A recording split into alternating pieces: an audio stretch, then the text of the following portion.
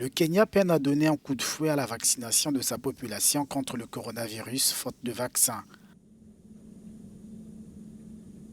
À Nairobi, on attribue cette faiblesse à la rétention présumée des précieux liquides pratiquée par les pays nantis. Ce que nous voyons actuellement, c'est littéralement un racisme vaccinal ou un apartheid vaccinal selon lequel les pays qui ont tout prennent tout et ceux qui n'ont rien n'ont littéralement rien du tout. Le Kenya n'a encore vacciné que moins de 3% de ses 47 millions d'habitants.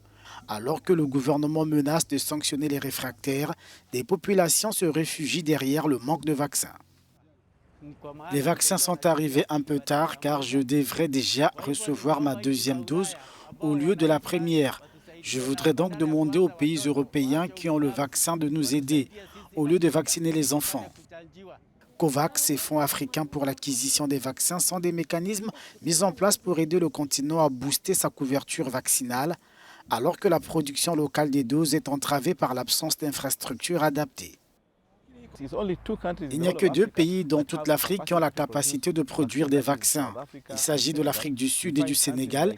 Des pays comme le Kenya et l'Égypte ont la capacité technique, mais n'ont jamais vraiment investi dans ce domaine. La plupart des pays n'en ont pas. Je pense que c'est un signal qu'on ne peut vraiment pas blâmer les pays qui ont le savoir-faire et les ressources pour veiller sur leur population. La France a promis lundi 10 millions de vaccins AstraZeneca et Pfizer à l'Afrique.